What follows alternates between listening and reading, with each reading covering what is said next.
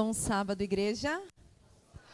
Quero chamar aqui o pregador desta manhã, o Cícero, e apresentar sua família. Ele está acompanhado da sua esposa Neuza, do seu filho Gabriel e também do outro filho Israel. Que Deus possa te usar grandemente, Cícero. Ele é o primeiro ancião lá da igreja de Jordanésia. Seja muito bem-vindo à nossa igreja e que este momento que se segue você possa ser falado através de Deus, Deus fale através de você, na verdade, para nós, tá bom? Obrigado, irmã.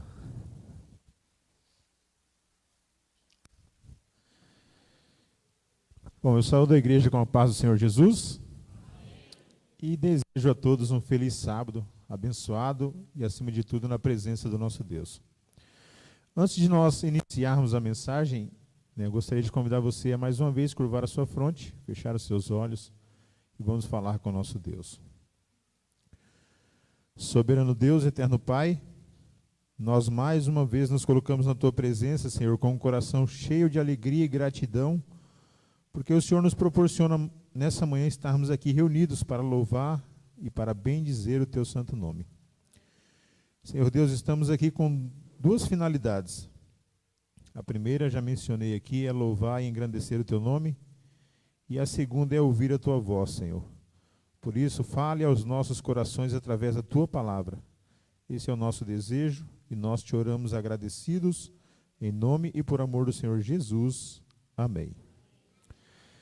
Bom, estamos chegando ao final de uma semana de oração e o assunto abordado ao longo da semana foi sobre mordomia.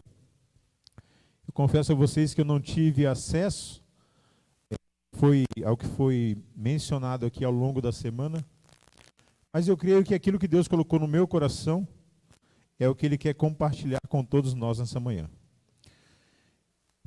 Primeiramente, nós vamos construir aqui uma linha de pensamento de uma forma racional sobre dízimos e ofertas. E para falarmos sobre esse assunto, é fundamental nós conhecermos a palavra de Deus.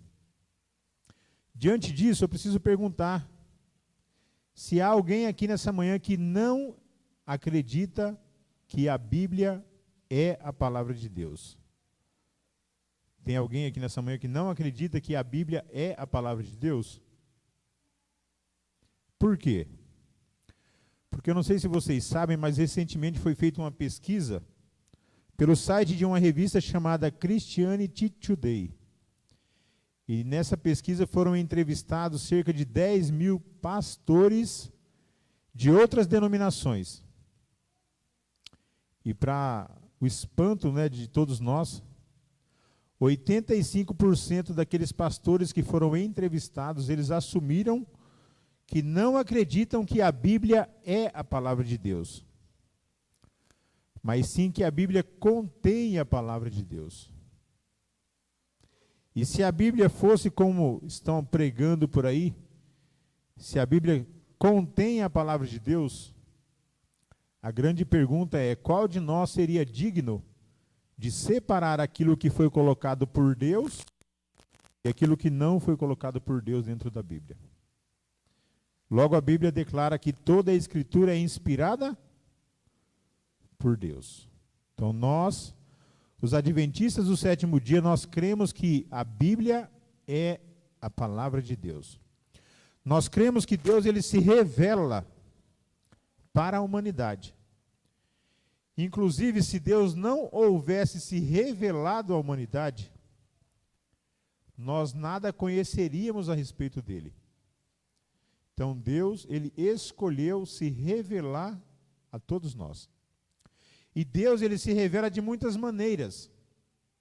Mas, biblicamente falando, existem dois conceitos de revelação. Nós vamos começar falando sobre isso aí. Abra sua Bíblia no Salmos capítulo 19. Livro dos Salmos, capítulo 19.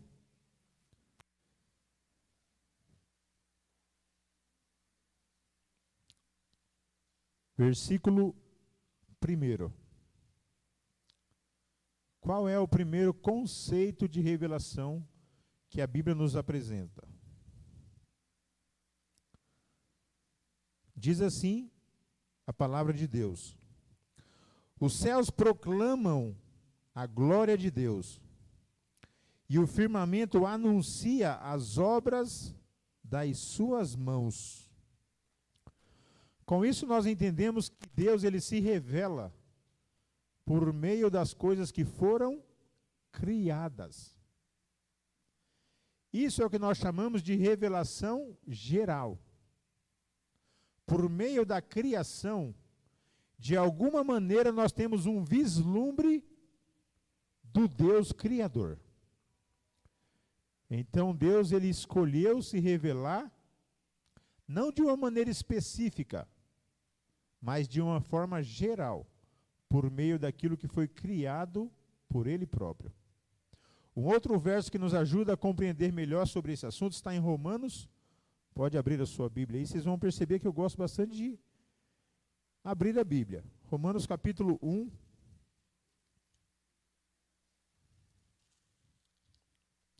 Versículo 20. Como nós vamos mencionar bastante textos aqui, eu vou tentar avançar. Romanos capítulo 1, versículo 20, diz assim: porque os atributos invisíveis de Deus, assim o seu eterno poder, como também a sua própria divindade, claramente se reconhecem por meio das coisas que foram o que, igreja? Criadas. Tais homens são, por isso, indesculpáveis. Novamente nós temos o conceito de revelação geral. E a palavra de Deus deixa bem clara que ele se revela por meio das coisas que foram criadas. Então, de alguma forma, a natureza testemunha de um Criador. E eu não estou dizendo com isso, não estou pregando com isso aquela filosofia panteísta, que diz que Deus está nas plantas, que Deus está na água, que Deus está em tudo, né? Não. Eu estou dizendo com isso que as coisas que foram criadas por Deus, se nós analisarmos elas corretamente, de alguma forma elas apresentam um Criador. Então isso é o que nós chamamos de revelação geral. Deus ele se revela de uma forma geral para toda a humanidade. E sabe aquela pessoa que diz assim: mas eu não acredito em Deus.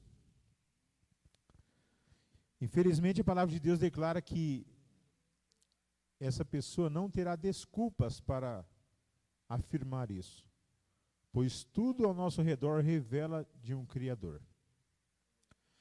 Além da revelação geral, Deus ele também se revela de uma forma específica. E aí eu convido você a abrir a sua Bíblia em Hebreus capítulo 1. Livro de Hebreus capítulo 1. O que vem a ser essa revelação específica de Deus para todos nós? Hebreus capítulo 1, versículos 1 e 2, diz assim: havendo Deus outrora falado muitas vezes e de muitas maneiras aos nossos pais pelos profetas, nesses últimos dias nos falou pelo Filho, a quem constituiu herdeiro de todas as coisas, pelo qual também fez o universo. De acordo com o texto, está bem claro que o conteúdo da Bíblia é a palavra de Deus. Deus falou muitas vezes e de muitas maneiras, através de quem? Dos profetas. E esses profetas e apóstolos, eles escreveram esse livro, a Bíblia. Agora, o conteúdo desse livro é de autoria divina. A Bíblia é a palavra de Deus. Livro de Lucas, capítulo 11.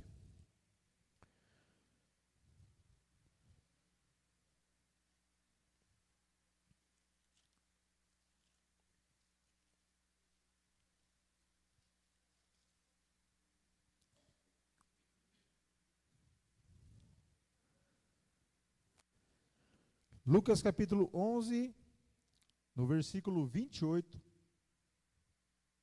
Olha o que diz o Senhor Jesus a respeito das Escrituras. Ele, porém, respondeu: antes, bem-aventurados são os que ouvem a palavra de Deus e o quê? E aguardam. Então Jesus, ele deixa bem claro que além de nós conhecermos a palavra de Deus, nós precisamos o quê? Guardá-la, praticá-la. Vivermos esses ensinamentos na nossa vida. Bem-aventurados são aqueles que ouvem a palavra de Deus e aguardam. Então, partindo desse pressuposto, que Deus é o Criador, Ele decidiu se revelar a todos nós de uma forma geral e também de uma forma mais específica através da sua palavra. A Bíblia é a palavra de Deus. Agora, você já se perguntou por qual motivo Deus escolheu mandar escrever esse livro? Por que será que a Bíblia foi escrita? Eu tenho certeza que se eu perguntasse para a igreja, cada um levantaria a mão e teria a sua própria resposta, né? Mas por que a Bíblia foi escrita de acordo com a Bíblia? Romanos capítulo 15, livro de Romanos no capítulo 15, vai nos responder essa pergunta.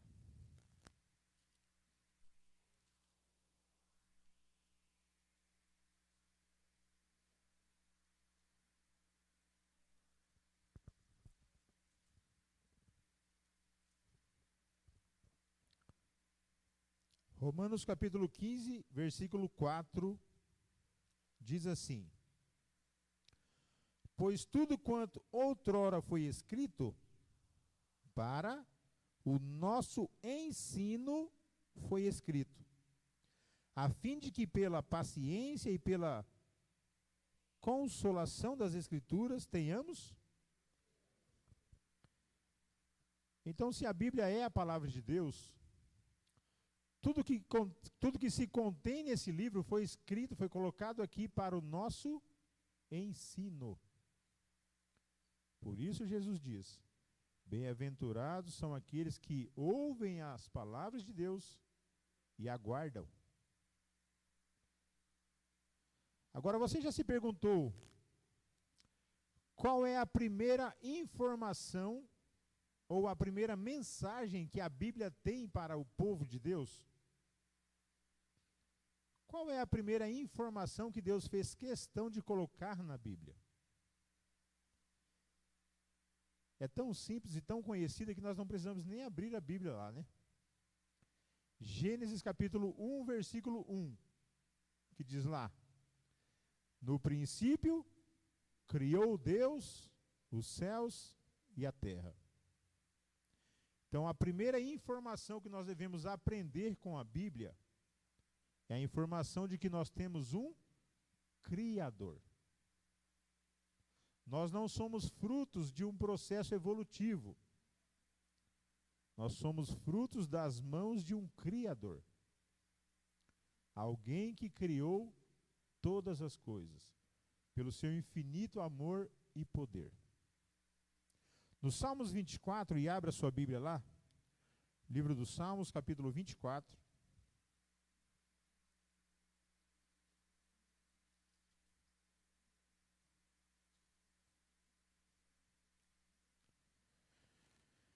Versículos 1 e 2. Diz assim: ao Senhor pertence a terra e tudo o que nela se tem, o mundo e os que habitam sobre os e sobre as correntes a estabeleceu.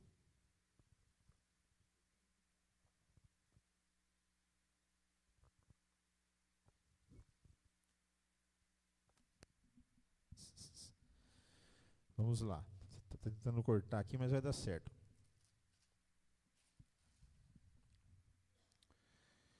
Então, de acordo com esse texto que nós lemos aqui, Deus, além de ser o Criador de todas as coisas, tudo pertence a Ele. Ele é o proprietário de todas as coisas. E o texto é claro: a terra e aqueles que nela habitam, o mundo e tudo o que nele se contém.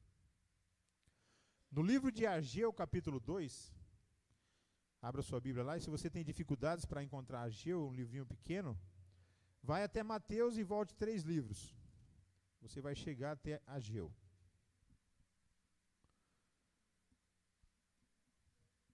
Ageu no capítulo 2, versículo 8, diz assim. Deixa todos encontrarem.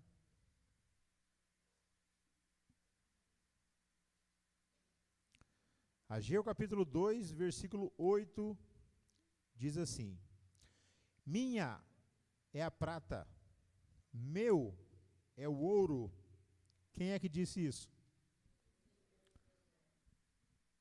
Então pertence a Deus todas as coisas. Tanto a prata, quanto o ouro, quanto tudo que nós conhecemos, tudo pertence a Deus. Contam-se uma história em que um homem que era muito rico, dono de muitas posses, muitas propriedades, ele tinha uma característica peculiar. Ele gostava muito de falar sobre bens, sobre riqueza, sobre dinheiro. E sempre ele procurava conduzir as suas conversas para esse assunto. Certa vez um pastor foi visitá-lo. E quando o pastor chegou ali, foi bem recebido, começaram ali um diálogo. E esse homem logo começou a conduzir a conversa para o rumo, né, material.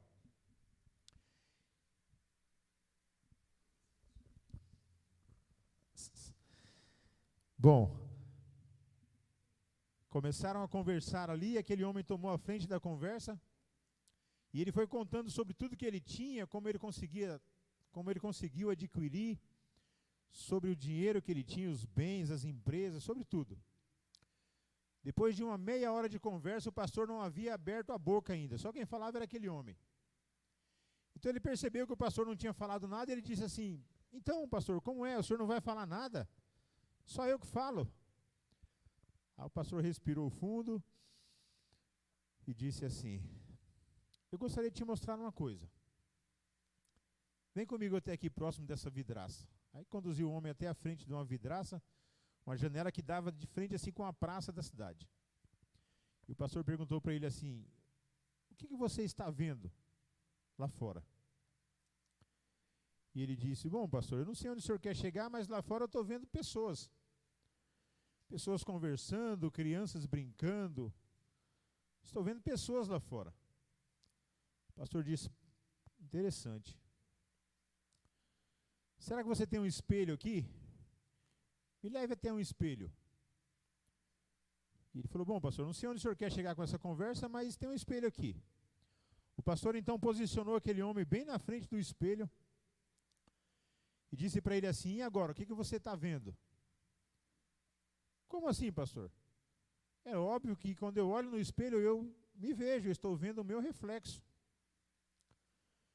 E o pastor disse: olha que interessante. Quando você olha pela vidraça, você percebe que lá fora existe um mundo ao seu redor. E você consegue ver outras pessoas, você consegue ver as pessoas interagindo. O espelho nada mais é do que uma vidraça. É um vidro. Só que no fundo desse vidro foi aplicada uma fina camada de prata, para fazer com que o seu reflexo seja projetado e você consiga vê-lo. Então, quando você olha pela vidraça, você vê que lá fora existem pessoas, existe um mundo ao seu redor. Mas bastou colocar a prata no meio e tudo que você consegue ver é si mesmo. E bem assim, irmãos, somos muitos de nós. Basta colocar a prata no meio e a gente começa a revelar de fato quem somos, né? A nossa comunhão com Deus, o nosso relacionamento, o nosso caráter.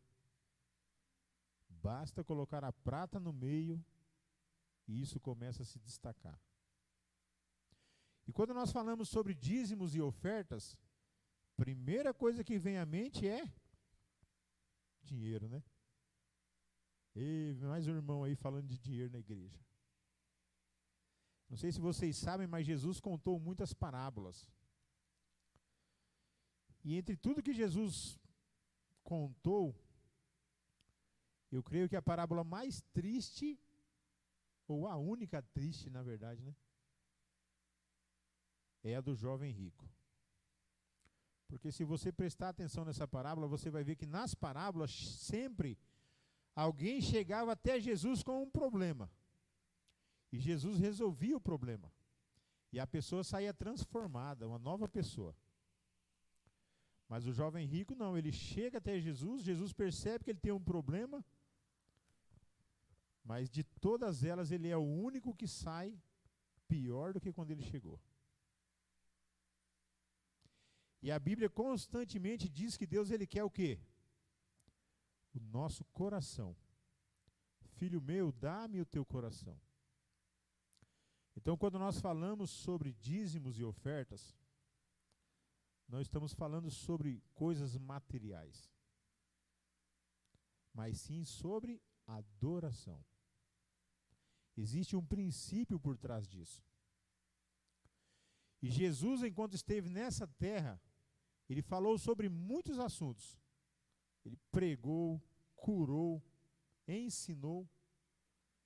E o assunto que Jesus mais se deteve foi justamente sobre o assunto que envolve dinheiro. Ele falou mais sobre dinheiro, sobre riquezas, que propriamente sobre o céu, sobre o evangelho. Porque Jesus sabia que isso era algo que iria prender a nossa atenção, né? Jesus, ele quer o nosso coração. Diante disso, eu preciso fazer uma pergunta para a igreja. Será que dízimo é uma questão de salvação? Quantos acham que sim?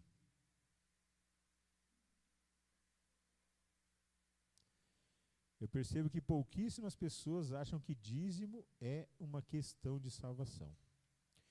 E isso explica uma estatística. A estatística que comprova que pouquíssimas pessoas são verdadeiramente fiéis a Deus através dos dízimos. Como eu disse, nós iríamos construir uma linha de pensamento de uma maneira racional. Então, uma vez que nós cremos na Bíblia, nós cremos que existe um Criador, um Senhor de tudo. Agora, esse Criador, que é Senhor de todas as coisas, ele tem um pedido para nós. No livro de Levíticos, capítulo 27,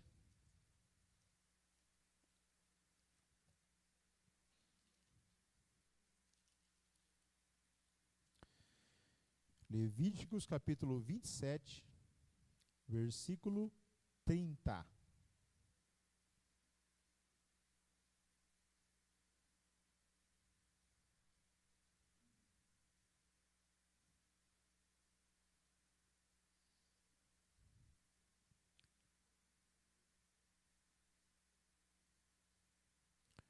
Levíticos capítulo 27, versículo 30, diz assim a palavra do Senhor. Também todas as dízimas da terra, tanto dos cereais do campo como dos frutos das árvores, pertencem a quem? Ao Senhor. E elas são o quê? Santas ao Senhor. Tudo pertence a Deus. Deus, ele permite todos nós usufruirmos de bens, Deus, ele derrama suas bênçãos sobre todos nós, indiferentemente. E de tudo aquilo que Deus coloca na minha mão, para eu usufruir com minha família, ele requer de volta 10%. A dízima, os 10%, pertencem ao Senhor. E Deus não faz isso porque Ele está com uma crise financeira lá no céu. Não é nada disso. A gente já viu aqui que tudo pertence a Ele. Mas Deus, Ele quer que nós reconheçamos Ele como o proprietário, como dono de tudo. Ele quer que a gente aprenda a desenvolver um relacionamento com Ele de confiança. E quando eu devolvo o meu dízimo a Deus, isso não me torna melhor ou pior que ninguém. Porque eu estou fazendo nada mais, nada menos que a minha obrigação. Estou devolvendo algo que não me pertence. Pertence a Deus. E isso é santo, de acordo com a Bíblia. Agora, será que dízimo é uma questão de salvação? Malaquias capítulo 3, abra lá sua Bíblia. O último livro aí do Antigo Testamento. Se você quiser marcar Levíticos, marque. Nós vamos voltar para aí daqui a pouquinho. Malaquias capítulo 3, no versículo 8.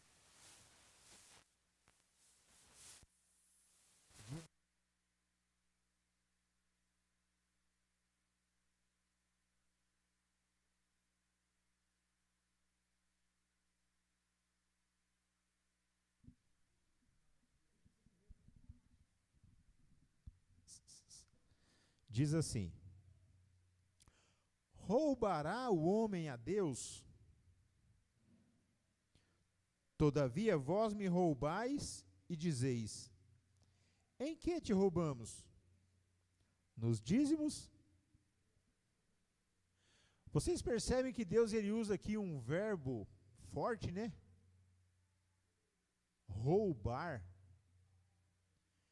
Imagina se o primeiro ancião lá de Jordanésia viesse aqui na igreja de Polvilho e falasse assim: quem não devolve o dízimo está roubando. Talvez vocês iam fazer como os fariseus, né? Pegar pedras e querer me apedrejar lá fora. Mas olha o que a palavra de Deus tem para nós nessa manhã. Então, de acordo com a palavra de Deus, quem não é fiel a Deus através dos dízimos e das ofertas, está roubando a Deus. E roubar também é um mandamento, que diz: não roubarás. Então, dízimo é uma questão de salvação. Nós não somos salvos pelas obras, mas as minhas obras precisam apresentar que eu fui salvo pela graça. Então, de acordo com a Bíblia, Deus, ele requer de todos nós a 10ª parte de tudo aquilo que ele coloca nas nossas mãos. E tem uma finalidade. Como eu disse, não é que o céu está enfrentando uma crise financeira lá e Deus precisa do nosso dinheiro. Não. Mas volte lá para Levíticos, ou melhor, Números. Vá para Números capítulo 18.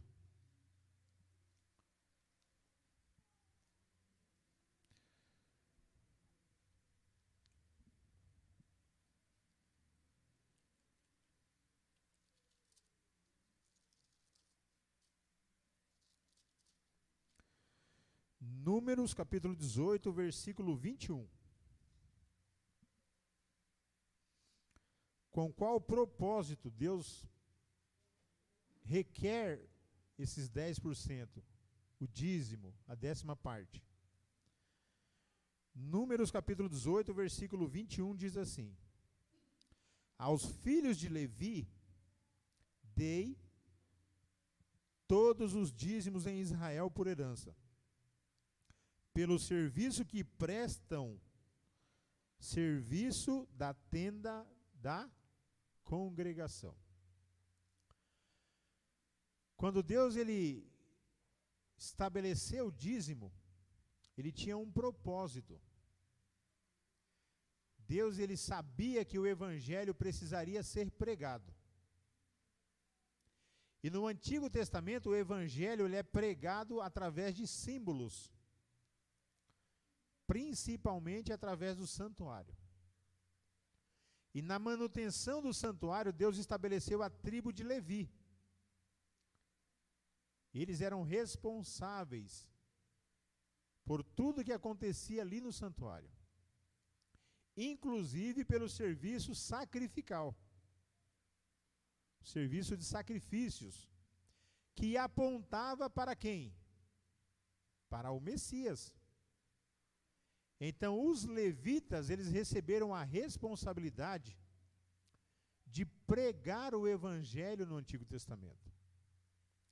E os dízimos foram estabelecidos por Deus para isso.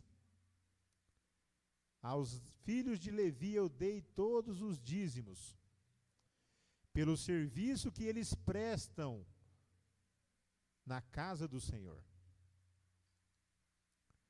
Será que no Novo Testamento foi modificado alguma coisa? Ou os dízimos ainda devem ser usados para a pregação do Evangelho? 1 Coríntios, capítulo 9. Abra lá a sua Bíblia.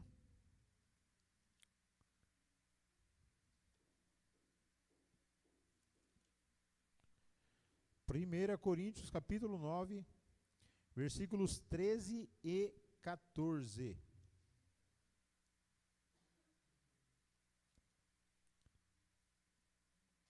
Diz assim: não sabeis vós que os que prestam serviços sagrados do próprio templo se alimentam?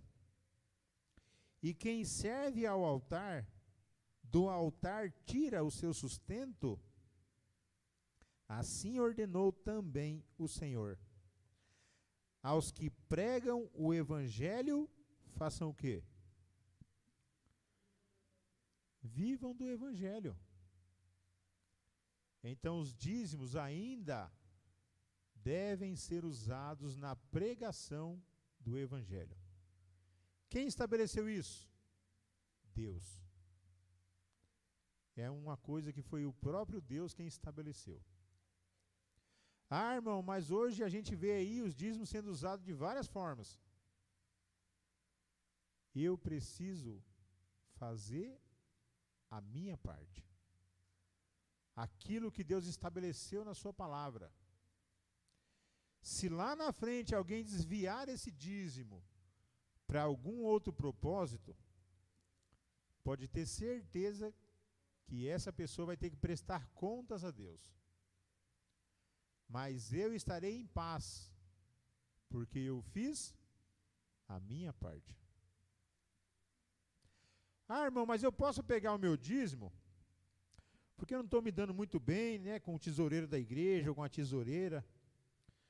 Estou com alguns problemas aí na igreja e eu estou pensando em pegar esse dízimo, em vez de eu dar na igreja, eu vou comprar cestas básicas, sabe? Vou ajudar uma família carente que tem lá do lado da minha casa, lá. Eu posso fazer isso, igreja? Não. Lá em Malaquias vai dizer, e nós vamos ler esse texto depois, que todos os dízimos devem ser levados à casa do tesouro, para que haja mantimento nela.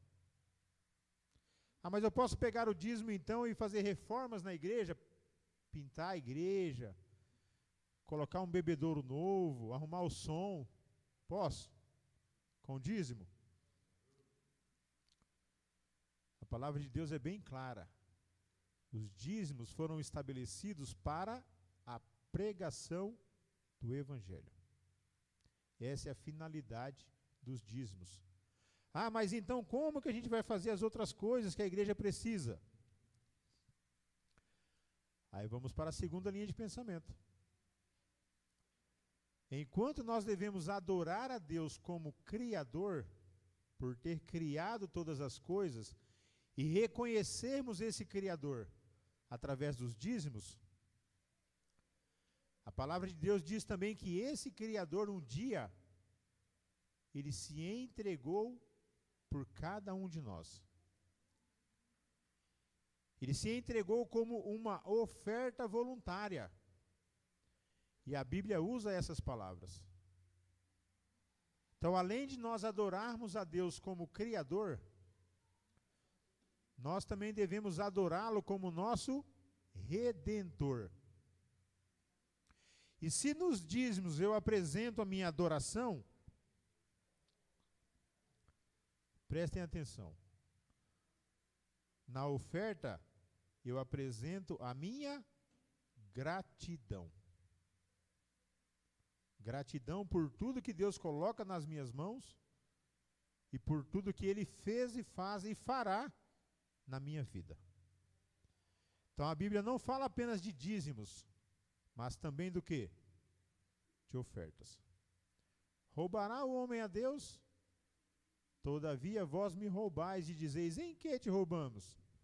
Nos dízimos e nas ofertas.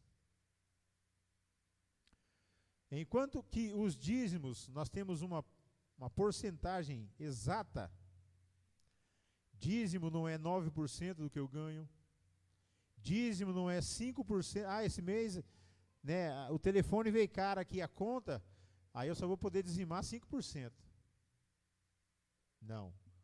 Eu também não posso dizimar 13, 15, 50% do que eu ganho. Isso não é dízimo.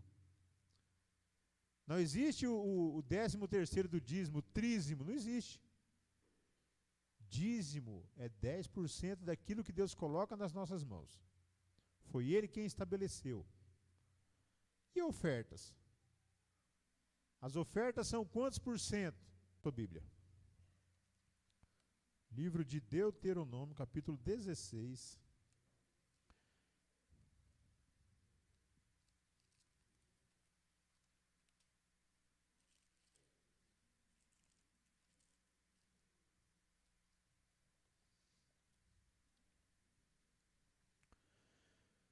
Versículo 17. Deuteronômio, capítulo 16, versículo 17. Diz assim a palavra do Senhor: cada um oferecerá na proporção em que possa dar, segundo a bênção que o Senhor seu Deus lhe houver concedido.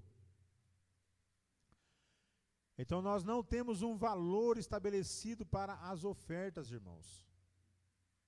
Mas nós sabemos que elas são proporcionais. E o que isso significa, irmão? Eu trabalho assalariado.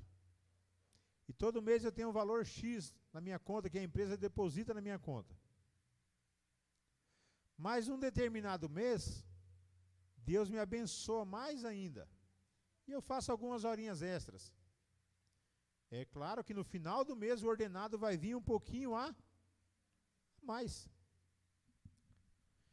Então eu devo ofertar a Deus sobre aquilo que rotineiramente eu recebo, mas de uma forma proporcional eu devo colocar também aquilo que Deus acrescentou no meu ordenado. Então, dízimo não existe, oferta não existe um valor estabelecido, mas existe um princípio. Deve ser proporcional com a bênção que Deus coloca na minha mão. Proporcional. Você pode ofertar 10 centavos ou R$1 milhão. Deve ser algo que é proporcional.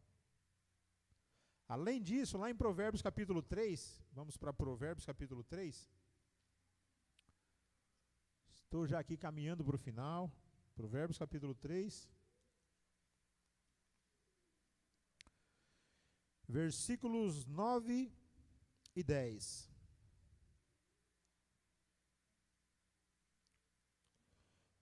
Honra ao Senhor com os teus bens e com as primícias de toda a tua renda, e se encherão fartamente os teus celeiros, e transbordarão de vinho os teus lagares.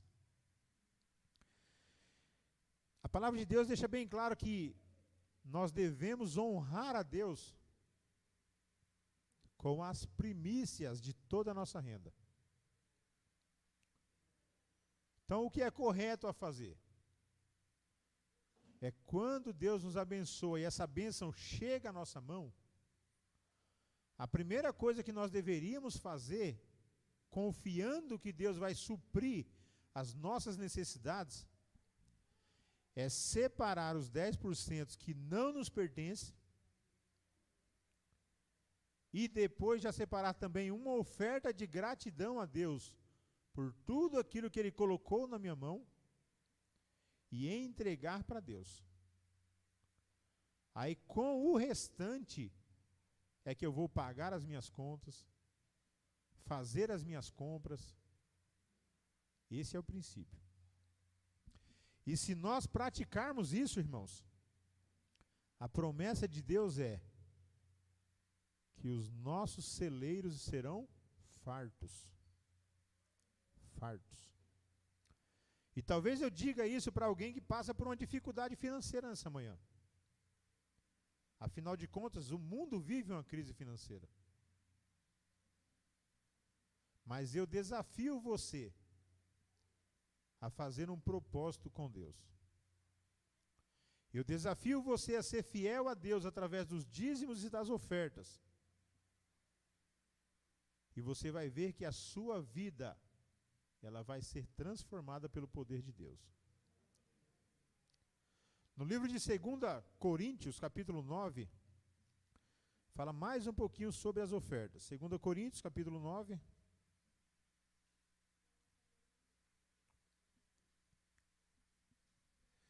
Versículo 7.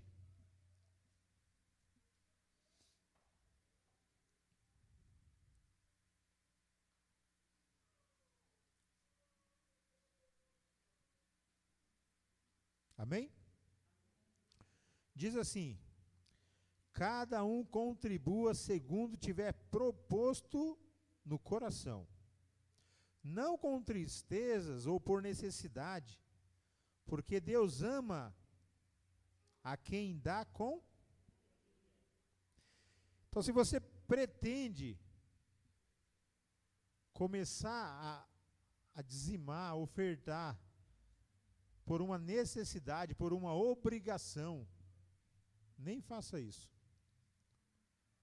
Porque o princípio é adoração e gratidão. Deus ama aquele que dá com alegria. E agora o nosso último texto, Malaquias capítulo 3.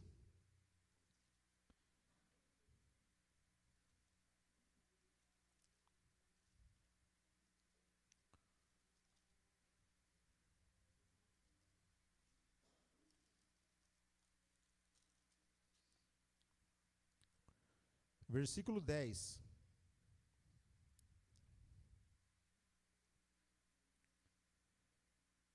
Trazei todas as dízimas à casa do tesouro, para que haja mantimento na minha casa.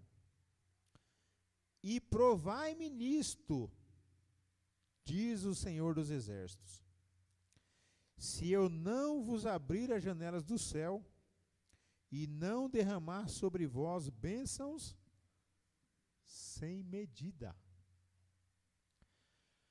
Aquilo que Deus quer fazer na tua vida é tão grande que não tem medidas. Mas muitas vezes, irmãos, nós estamos colocando a prata entre nós e o nosso Deus.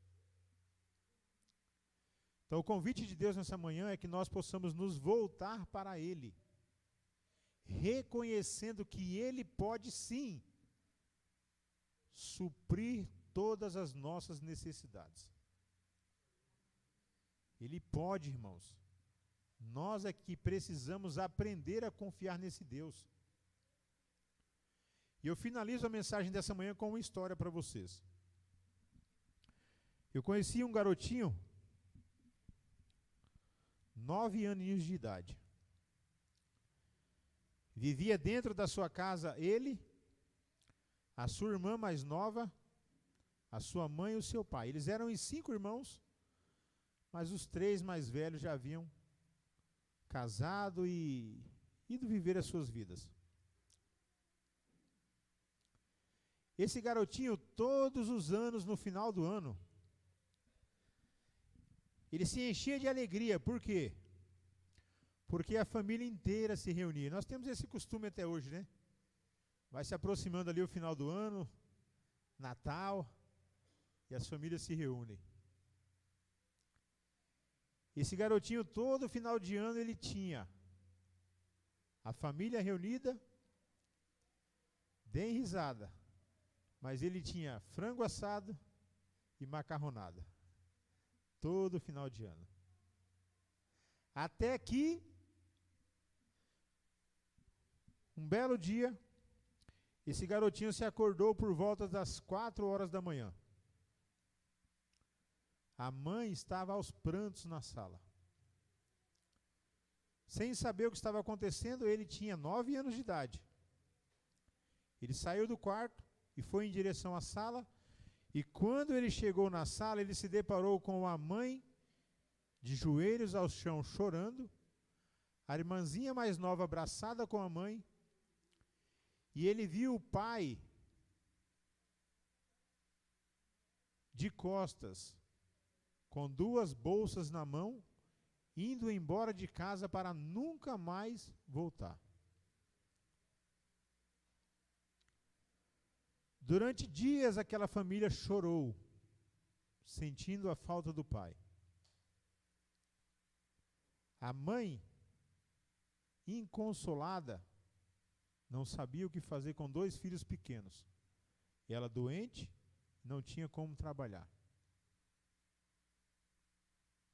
Se passou 1 ano, chegou o Natal, a família não estava mais reunida, não tinha mais a macarronada com frango assado, e a família sofria com a fome, ou com a necessidade das coisas, porque a fome em si eles não chegaram a enfrentar.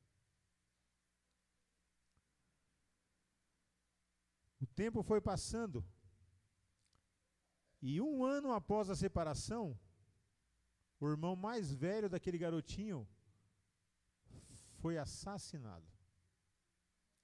E a mãe, que já sofria com a separação, agora ela sofre com uma intensa depressão.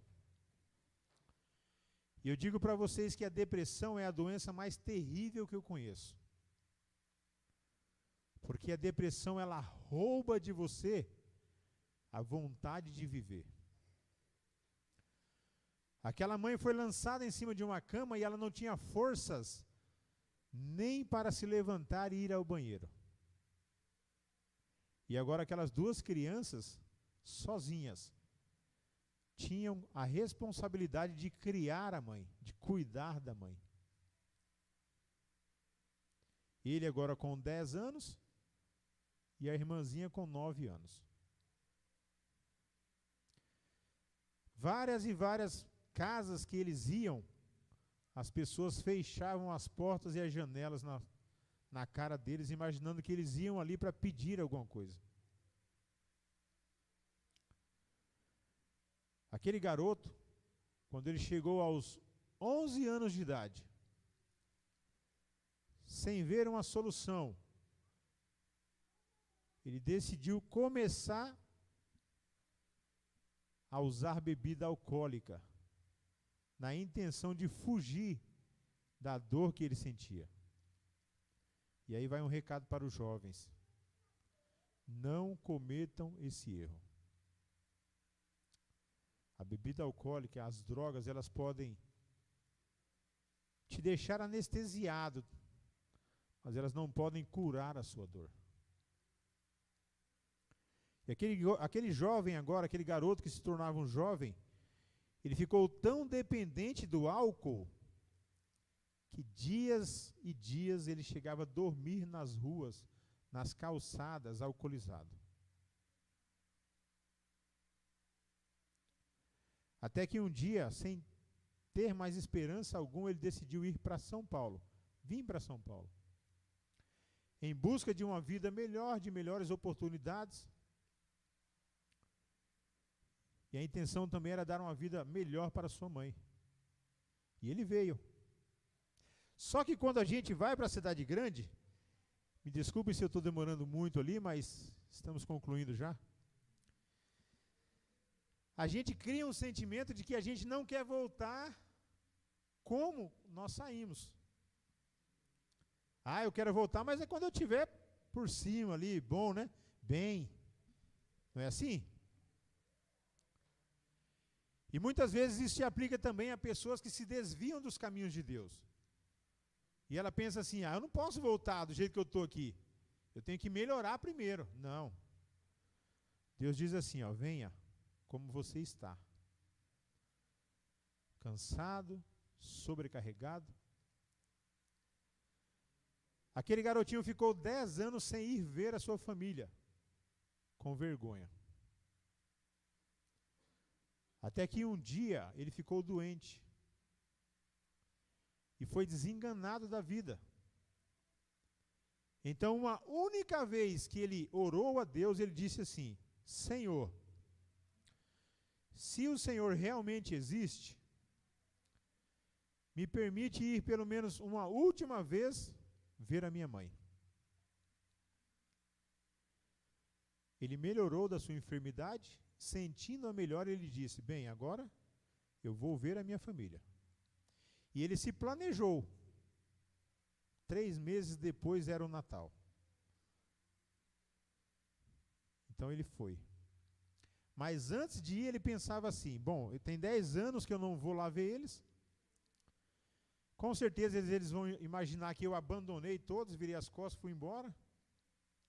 Então se eu chegar lá e for bem recebido, eu vou ficar lá. Se eles me tratarem mal, eu vou virar as costas, voltar para São Paulo e nunca mais eu volto para ver a minha família. E ele foi.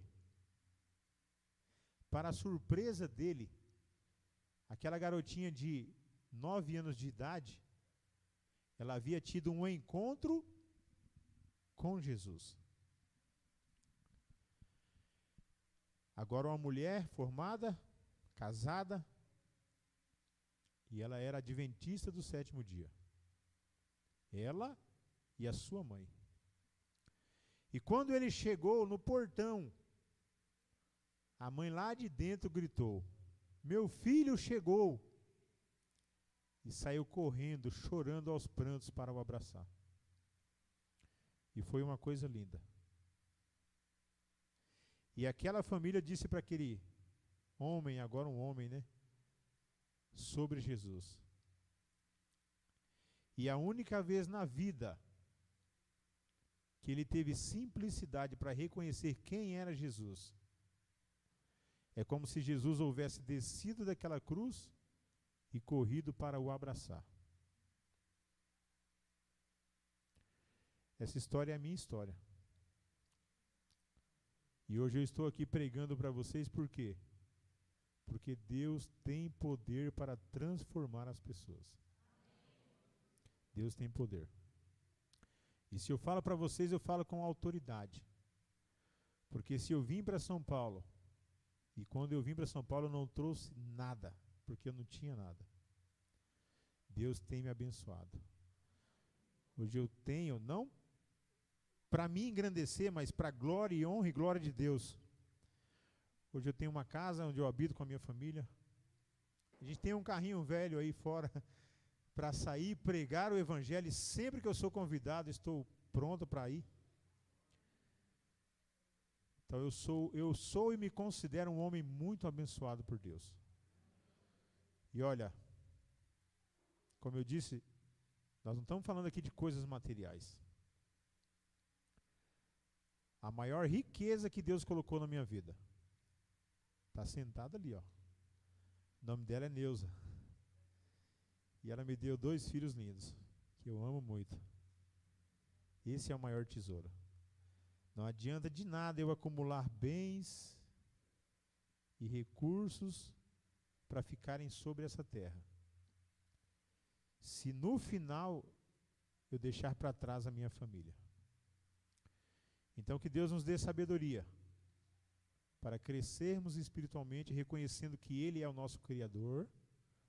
Nós devemos ser fiéis a Ele e devolver fielmente aquilo que pertence a Ele, o dízimo. Também reconhecermos que devemos ser gratos a Ele, devolvendo as ofertas. E elas são proporcionais à medida que Deus vai colocando na minha vida, eu vou agradecendo a Ele pela bênção. Então que Deus nos abençoe, nos motive a cada dia a sermos melhores. E eu finalizo com o Salmos 37, né? Que diz assim: sou velho, mas um dia fui jovem. Nunca vi um justo desamparado, nem a sua descendência a mendigar o pão. Como Paulo diz, eu enfrentei grandes lutas, muitos crisóis, mas Deus sempre me sustentou. Louvado seja Deus. Vamos ficar de pé e vamos fazer uma oração? Se eu passei do tempo, me perdoem, mas é para a honra e glória do nosso Deus. Senhor Deus, louvado, exaltado e glorificado é o teu santo nome, Senhor. Obrigado porque nessa manhã o Senhor nos falou ao coração. Que o Espírito Santo, Senhor, nos motive cada dia mais a nos aproximarmos de Ti e a termos uma vida de relacionamento contigo, Senhor, através dos dízimos e das ofertas. Está finalizando uma semana de oração voltada para a mordomia. E agora que nós conhecemos princípios importantes na Tua palavra, que todos nós possamos ser mordomos fiéis na Tua causa, Senhor. Abençoa a Tua igreja aqui de Polvilho, abençoa a Tua igreja, né, mundial, que todos nós possamos ser luz para esse mundo que está em trevas. É o nosso desejo e nós te agradecemos, em nome e por amor do Senhor Jesus. Amém.